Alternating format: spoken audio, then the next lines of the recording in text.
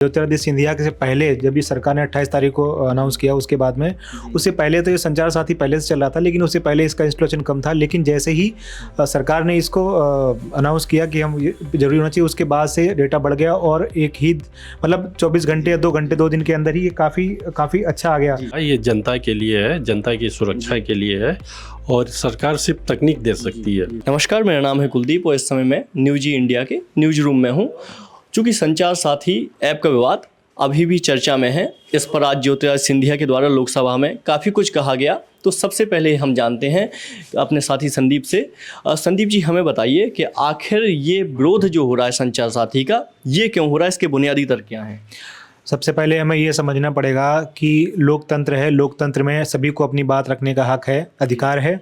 सरकार बिना किसी से संसद में चर्चा किए कुछ करके अपनी तरफ से कोई भी चीज़ नहीं ला सकती। इसके लिए सरकार को चाहिए कि भाई वो संसद में इससे चर्चा करे, चर्चा करने के बाद जब सहमति बने तब लेके आए। जी बिल्कुल, संदीप जी का आशा बिल्कुल यही है कि चूँकि इस ऐप का प्री इंस्टॉलेशन पर सरकार अड़ग थी कि मतलब इस फ़ोन में इसका प्री इंस्टॉलेशन रहेगा, तो लोकतंत्र में कुछ भी आप बिल्कुल किसी पर थोप नहीं सकते हैं। जो भी होता है आपको स्वेच्छा से ही करवाना होगा, कोई भी कार्य करना होगा। आइए अब हम संजय राय जी से बात करते हैं, जो वरिष्ठ पत्रकार हैं।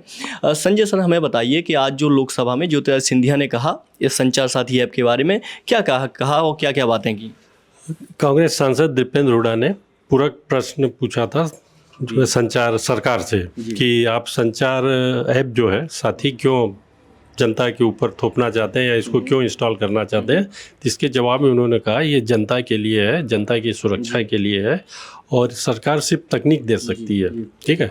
और उन्होंने बताया कि पहले ये 10,000 लोग पर डे इसको इंस्टॉल करते थे, अभी ये इतना लोकप्रिय हो गया है कि 6 लाख लोग पर डे इसको बिल्कुल इस्तेमाल कर रहे हैं। ये बिल्कुल मंगलवार का डेटा है। अपने आप में दूरसंचार विभाग के सूत्रों से हमें पता चला है कि पहले इस एप्लीकेशन को 10,000 लोग प्रतिदिन के हिसाब से इंस्टॉल करते थे, लेकिन मंगलवार को जब ये विवादों सुर्खियों में आया ये ऐप, तो 6 लाख के आसपास लोगों ने इसको अपने फ़ोन में इंस्टॉल किया। अपने आप में बड़ी बात है। अच्छा संदीप जी, हमें ये भी बताइए कि चूँकि संचार साथी ऐप अपने आप में काफ़ी इम्पॉर्टेंट है, तो इसके लिए कुछ ज्योतिरादित्य सिंधिया ने संसद में कुछ डेटा भी दिया कि आखिर कितने लाख लोगों ने इसको डाउनलोड किया। इस पर आपका क्या कहना है, हमें बताइए जी। सबसे पहले तो ये कि ज्योतिरादित्य सिंधिया के से पहले जब ये सरकार ने 28 तारीख को अनाउंस किया, उसके बाद में उससे पहले तो ये संचार साथी पहले से चल रहा था, लेकिन उससे पहले इसका इंस्टॉलेशन कम था। लेकिन जैसे ही सरकार ने इसको अनाउंस किया कि हम जरूरी होना चाहिए, उसके बाद से डेटा बढ़ गया और एक ही मतलब 24 घंटे या 2 घंटे 2 दिन के अंदर ही ये काफ़ी अच्छा आ गया। संजय राय सर के पास वापस जाएंगे। सर, हमें बताइए कि इसमें ज्योतिरादित्य सिंधिया ने क्या क्या नया डेटा दिया है कि आखिर इसमें क्या मतलब इसमें बताया उन्होंने कि 20 करोड़ लोग जो है संचार साथी ऐप पे विजिट किए हैं और 1.5 करोड़ इसके कनेक्शन डिस्कनेक्ट किए गए हैं जनता के इनपुट पे और 7 लाख फ़ोन जो गायब थे या चोरी हो गए थे उनको जनता को वापस किया गया है।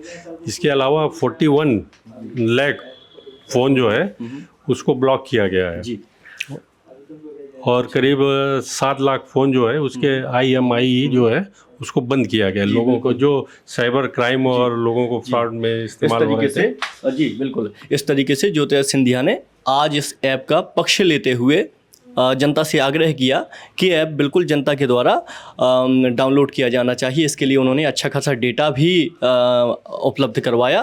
तो आज हमने संचार साथी के बारे में जो भी संसद भवन में चर्चा हुई या फिर जो भी इम्पोर्टेंस रहा इस ऐप का, तो हमने इससे संबंधित जानकारी की है। कैमरामैन आशीष के साथ कुलदीप द्विवेदी, न्यूज इंडिया।